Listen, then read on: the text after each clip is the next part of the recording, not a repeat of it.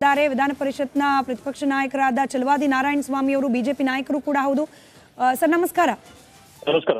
Target BJP ಕಚೇರಿಯೂ ಆಗಿತ್ತು, ಅದು fail ಆಯಿತು, ಹಾಗಾಗಿ Rameshwaram cafe blast charge sheet ನಲ್ಲಿ ಉಲ್ಲೇಖ ಆಗಿದೆ. ಸರ್ ನಿಮ್ಮ ಮೊದಲ ಪ್ರತಿಕ್ರಿಯೆ? ನೋಡಿಮ್ಮ, ಇದು ಕ್ರಮೇಣ ಹೀಗೆ ಆಗಿಂದಾಗ್ಗೆ ನಡೀತಾ ಇರ್ತವೆ.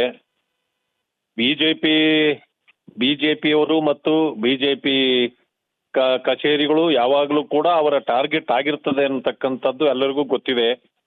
ಆದ್ರಿಂದಲೇ ನಮ್ಮ ಕಚೇರಿಗೆ ಹೆಚ್ಚಿನ ಸೆಕ್ಯೂರಿಟಿಯನ್ನು ಕೂಡ ಕೊಡಲಾಗಿದೆ.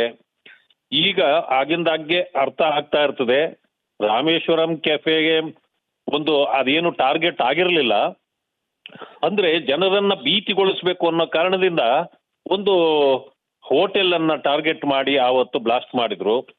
ಅದೇ ಕಾರಣದಲ್ಲಿ ಇದು ನಮ್ಗೆ ಒಂದು ಅನುಮಾನ ಇತ್ತು ಈ ಕಚೇರಿಯ ವಿಚಾರದಲ್ಲೂ ಕೂಡ. ಇವತ್ತು NIA ಅದು ತನಿಖೆಯಿಂದ ಹೊರಗಡೆ ಬಂದಿದೆ. ಇದರ ಬಗ್ಗೆ ರಾಜ್ಯಾಡಳಿತ ಮತ್ತು ಕೇಂದ್ರಾಡಳಿತಗಳು ಎಚ್ಚರ ವಹಿಸಬೇಕು. ಇಂಥ ಸಂಘಟನೆಗಳನ್ನ ಬ್ಯಾನ್ ಮಾಡಬೇಕು. ಯಾರು ಇದರ ಹಿಂದೆ ಪಿತೂರಿ ಮಾಡ್ತಿದ್ದಾರೆ ಅಂತವರನ್ನ ಕಠಿಣ ಕ್ರಮಕ್ಕೆ ಒಪ್ಪಿಸಬೇಕು ಅಂತ ಹೇಳಿ ನಾನು ಆಗ್ರಹ ಪಡಿಸ್ತೇನೆ. ಅದರಲ್ಲೂ ರಾಮ ಮಂದಿರದಲ್ಲಿ ಪ್ರಾಣ ಪ್ರತಿಷ್ಠೆ ದಿನವೇ ಟಾರ್ಗೆಟ್ ಮಾಡಲಾಗಿತ್ತು ಅನ್ನೋದು ಸರ್, ಇದ್ರ ಬಗ್ಗೆ ಏನ್ ಹೇಳ್ತೀರಿ? ಅಲ್ಲ, ಇದು ಇಂಟೆಲಿಜೆನ್ಸ್ಗೆ ಸಾಮಾನ್ಯವಾಗಿ ಗೊತ್ತಿರ್ತದೆ, ಅಂತವುಗಳನ್ನ ಆಗಿಂದಾಗ್ಗೆ ಅವರು ತಡೆಯುವಂತ ಕೆಲಸವನ್ನು ಮಾಡ್ತಾರೆ.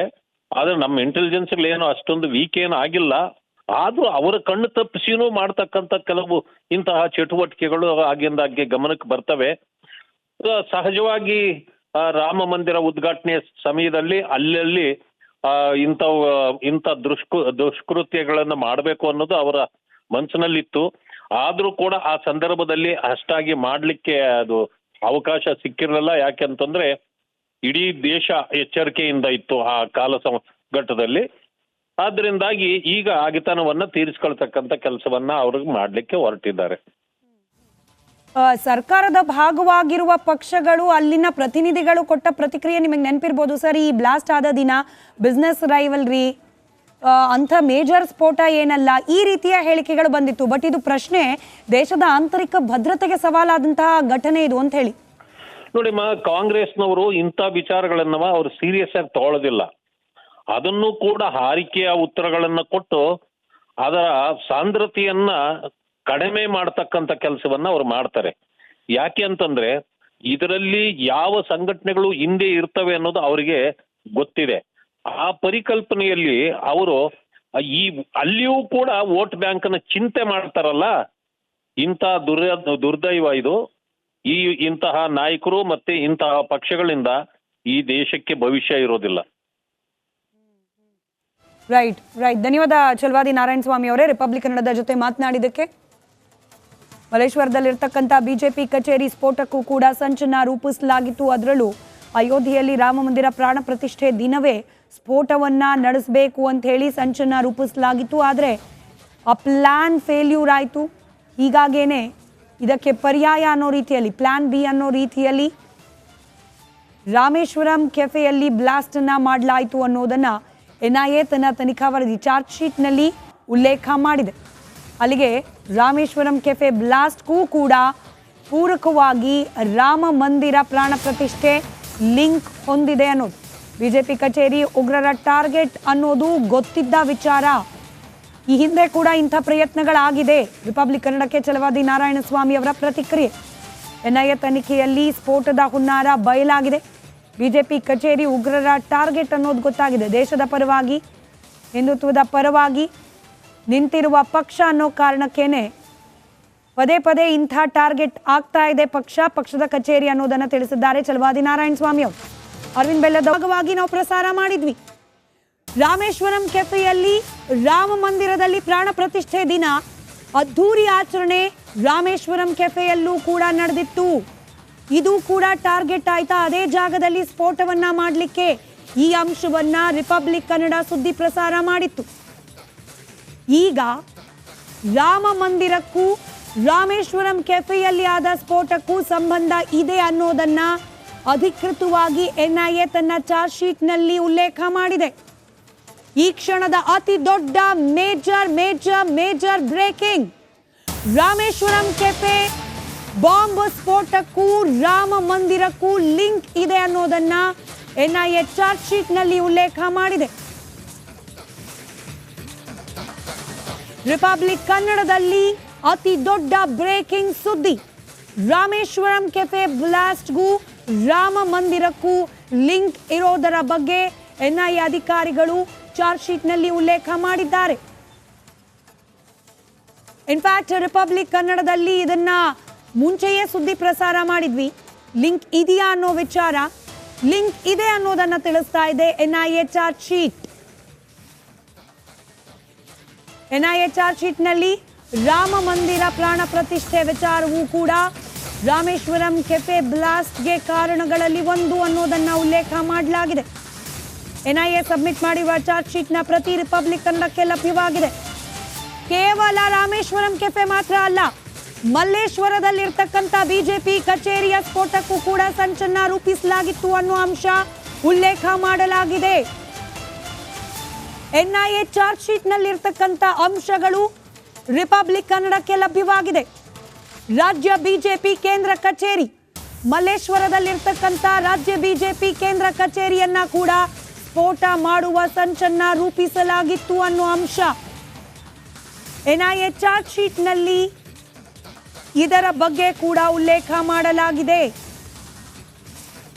ಕೇವಲ ರಾಮೇಶ್ವರಂ ಕೆಫೆ ಮಾತ್ರ ಅಲ್ಲ ಆಗಿತ್ತು ಟಾರ್ಗೆಟ್, ಬದಲಾಗಿ ಮಲ್ಲೇಶ್ವರಂನಲ್ಲಿರ್ತಕ್ಕಂಥ ಬಿಜೆಪಿ ಕಚೇರಿಯನ್ನ ಕೂಡ ಬ್ಲಾಸ್ಟ್ ಮಾಡಲಿಕ್ಕೆ ಸಂಚನ್ನ ರೂಪಿಸಲಾಗಿತ್ತು ಅನ್ನೋ ಉಲ್ಲೇಖ. ಮತ್ತಷ್ಟು ಡೀಟೇಲ್ಸ್ ನಮ್ಮ ಪ್ರತಿನಿಧಿ ನಾಗರಾಜ್ ನೀಡ್ತಾ ಹೋಗ್ತಾರೆ, ದೂರವಾಣಿ ಸಂಪರ್ಕದಲ್ಲಿದ್ದಾರೆ. ನಾಗರಾಜ್, ಸ್ಫೋಟಕ ಮಾಹಿತಿ ಎನ್ಐಎ ಚಾರ್ಜ್ ಶೀಟ್ ನಲ್ಲಿ ಉಲ್ಲೇಖ. ಅಯೋಧ್ಯೆಯ ರಾಮ ಮಂದಿರಕ್ಕೂ ರಾಮೇಶ್ವರಂ ಕೆಫೆಯ ಸ್ಫೋಟಕ್ಕೂ ಲಿಂಕ್. ಕೇವಲ ಇಷ್ಟು ಮಾತ್ರವಲ್ಲ, ಸಂಚಿನ ಭಾಗ ಬಿಜೆಪಿ ಕಚೇರಿ ಕೂಡ ಟಾರ್ಗೆಟ್. ಡೀಟೇಲ್ಸ್ ಕೊಡ್ತಾ ಹೋಗೋದಾದ್ರೆ. ಖಂಡಿತ ಸ್ಮಿತಾ, ಏನು ಎನ್ಐಎ ಅಧಿಕಾರಿಗಳು ಏನು ಮಾರ್ಚ್ 1ನೇ ತಾರೀಕು ITPL ಬಳಿ ರಾಮೇಶ್ವರ ಕೆಫೆ ನಡೆದಂತ ಸ್ಫೋಟಕ್ಕೆ ಸಂಬಂಧಿಸಿದಂತೆ 3000 ಪುಟಗಳ ಚಾರ್ಜ್ ಶೀಟ್ ಅನ್ನ ಇವತ್ತು ಎನ್ಐಎ ವಿಶೇಷ ನ್ಯಾಯಾಲಯಕ್ಕೆ ಸಲ್ಲಿಕೆ ಮಾಡಿದ್ದಾರೆ. ಇದರಲ್ಲಿ ಹಲವು ಸ್ಫೋಟಕ ವಿಚಾರಗಳು ಹೊರಗಡೆ ಬರ್ತಾ ಇರ್ತಕ್ಕಂಥದ್ದು. ಅದರಲ್ಲಿ ಏನು ಸಂಪರ್ಕದಲ್ಲಿ ಮತ್ತಷ್ಟು ಅಪ್ಡೇಟ್ ಲಭ್ಯವಾಗ್ತಾ ಇದೆ, ಮತ್ತೆ ನಿಮ್ಮನ್ನ ಸಂಪರ್ಕ ಮಾಡ್ತೀನಿ. ಬಿಜೆಪಿ ಕಚೇರಿ ಸ್ಫೋಟದ ಪ್ಲಾನ್ ಫೇಲ್ ಆಗಿತ್ತಂತೆ. ಇದರ ಬೆನ್ನಲ್ಲೇ ಕೆಫೆ ಬ್ಲಾಸ್ಟ್ಗೆ ದುಷ್ಟರು ಸಂಚನ್ನ ರೂಪಿಸಿದ್ದಾರೆ. ಬಿಜೆಪಿ ಕಚೇರಿ, ಬೆಂಗಳೂರಿನ ಮಲ್ಲೇಶ್ವರದಲ್ಲಿರ್ತಕ್ಕಂಥ ಬಿಜೆಪಿ ಪಾರ್ಟಿ ಆಫೀಸ್, ಇಲ್ಲಿ ಸ್ಫೋಟ ಮಾಡಬೇಕು ಅನ್ನೋ ಪ್ಲಾನ್ ಫೇಲ್ಯೂರ್. ಹೀಗಾಗಿ ಇದಕ್ಕೆ ಪರ್ಯಾಯವಾಗಿ ರಾಮೇಶ್ವರಂ ಕೆಫೆಯಲ್ಲಿ ಸ್ಫೋಟ. Plan A failure, plan B success. Plan A ಮಲ್ಲೇಶ್ವರದ ಬಿಜೆಪಿ ಕಚೇರಿಯ ಸ್ಫೋಟ, ಆದರೆ ಆ ಪ್ಲಾನ್ ಫೇಲ್ ಆಯಿತು. ಹೀಗಾಗಿ ರಾಮೇಶ್ವರಂ ಕೆಫೆಯಲ್ಲಿ ಸ್ಫೋಟವನ್ನ ಮಾಡಲಾಗಿತ್ತು ಅನ್ನೋದು ಕೂಡ ಎನ್ಐಎ ಚಾರ್ಜ್ ಶೀಟ್ನಲ್ಲಿ ಉಲ್ಲೇಖ ಆಗಿದೆ. ರಾಮ ಮಂದಿರ ಉದ್ಘಾಟನೆ ದಿನವೇ ಸ್ಫೋಟಕ್ಕೆ ಸಂಚನ್ನ ರೂಪಿಸಲಾಗಿತ್ತು. ಜನವರಿ 22, 2024ರಂದೇ ಬಿಜೆಪಿ ಕಚೇರಿಯಲ್ಲಿ ಬಾಂಬ್ ಬ್ಲಾಸ್ಟ್ ಮಾಡಬೇಕು ಅನ್ನೋ ಸಂಚನ್ನ ಮಾಡಲಾಗಿತ್ತು, ಬಟ್ ಅದು ಫೇಲ್ಯೂರ್ ಆಯಿತು ಅನ್ನೋ ಅಂಶ. ಡೀಟೇಲ್ಸ್ ನಮ್ಮ ಪ್ರತಿನಿಧಿ ನಾಗರಾಜ್ ನೀಡ್ತಾ ಇದ್ರು. ನಾಗರಾಜ್, ರಾಮ ಮಂದಿರ ಪ್ರಾಣ ಪ್ರತಿಷ್ಠೆಗೂ ಹಾಗೂ ರಾಮೇಶ್ವರಂ ಕೆಫೆ ಬ್ಲಾಸ್ಟ್ಗೂ ಸಂಬಂಧ ಇತ್ತು ಅನ್ನೋದಕ್ಕೆ ಅನೇಕ ಅಂಶಗಳು ಪೂರಕವಾಗಿದೆ ಅನ್ನೋದನ್ನ ಚಾರ್ಜ್ ಶೀಟ್ ನಲ್ಲಿ ಉಲ್ಲೇಖ ಮಾಡಲಾಗಿದೆ. ಡೀಟೇಲ್ಸ್ ಕೊಡ್ತಾ ಹೋಗೋದಾದ್ರೆ. ಖಂಡಿತ ಸ್ಮಿತಾ, ಏನು ಈ ಮಾರ್ಚ್ 1ನೇ ತಾರೀಕು ರಾಮೇಶ್ವರ ಕೆಫೆಯಲ್ಲಿ ಸ್ಫೋಟ ಆಗುತ್ತೆ, ಅದು ಆಕ್ಚುಲ್ ಆಗಿ ಆ ಒಂದು ಏನು ಈಗ ಅರೆಸ್ಟ್ ಆಗಿದ್ದಾರೆ ಅಬ್ದುಲ್ ಮತೀನ್ ತಾಹಾ ಇರ್ಬೋದು, ಮತ್ತೆ ಶಾಜಿ ಮುಸಾವಿರ್ ಇರ್ಬೋದು, ಇವರ ಒಂದು ಅಸಲಿ ಟಾರ್ಗೆಟ್ ಆಗಿತ್ತು ಬಿಜೆಪಿ ಕಚೇರಿ. ಅದರಲ್ಲೂ ಏನು ಜನವರಿ 2ನೇ ತಾರೀಕು ಇದೇ ವರ್ಷ ಒಂದು ರಾಮ ಮಂದಿರದ ಪ್ರಾಣ ಪ್ರತಿಷ್ಠಾಪನೆ ನಡೆಯಿತು. ಅದೇ ದಿನನೇ ಬಿಜೆಪಿ ಕಚೇರಿ ಮೇಲೆ IED ದಾಳಿಯನ್ನ ಮಾಡಬೇಕು ಅಂತ ಹೇಳಿ ಒಂದು ಪ್ಲಾನ್ ಅನ್ನ ಮಾಡಿದ್ರು. ಆದ್ರೆ ಇವ್ರು ಮಾಡಿದಂತ ಪ್ಲಾನು ಕೆಲವೊಂದು ಕಾರಣಗಳಿಂದಾಗಿ ಆ ಒಂದು ಸಂದರ್ಭದಲ್ಲಿ ಪೊಲೀಸರು ಭದ್ರತಾ ವ್ಯವಸ್ಥೆಯನ್ನ ಸಾಕಷ್ಟು ಬಿಗಿಗೊಳಿಸಿದ ಹಿನ್ನೆಲೆಯಲ್ಲಿ ಆ ಪ್ಲಾನ್ ಸಕ್ಸಸ್ ಆಗೋದಿಲ್ಲ.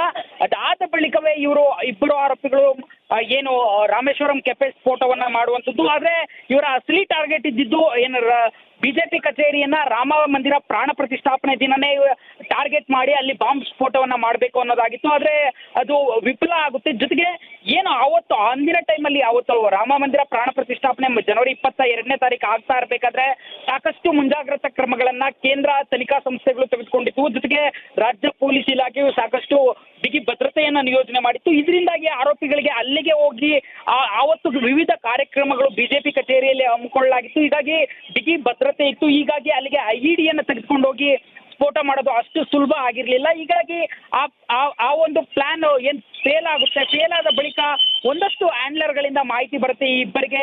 ಅದರ ರೂಪಕವಾಗಿ ಬೇರೊಂದು ಕೃತ್ಯವನ್ನ ಎಸಗಲೇಬೇಕು, ಮತ್ತೆ ನಮ್ಮ ಏನು ಅಂತಿಮ ಟಾರ್ಗೆಟ್ ಇದೆ ಅದನ್ನ ರೀಚ್ ಆಗಬೇಕು ಅಂತ ಹೇಳಿ ಅದರ ಭಾಗವಾಗಿ ರಾಮೇಶ್ವರ ಕೆಫೆಯಲ್ಲಿ ಬಾಂಬ್ ಬಿಡುವಂಥದ್ದು. ಇದು ಇನ್ನೂ ಅನೇಕ ವಿಚಾರಗಳು ಈ ಒಂದು ಚಾರ್ಜ್ ಶೀಟ್ ನಲ್ಲಿ ಉಲ್ಲೇಖ ಆಗಿರ್ತಕ್ಕಂಥದ್ದು. ಇವರಿಗೆ ಎಲ್ಲಿಂದ ಕ್ರಿಪ್ಟೋ ಕರೆನ್ಸಿ ಮುಖಾಂತರ ಹಣ ಸಹಾಯ ನಾಗರಾಜ್ ಸಂಪರ್ಕದಲ್ಲಿರಿ, ನಮ್ಮ ಜೊತೆ ದೂರವಾಣಿ ಸಂಪರ್ಕದಲ್ಲಿ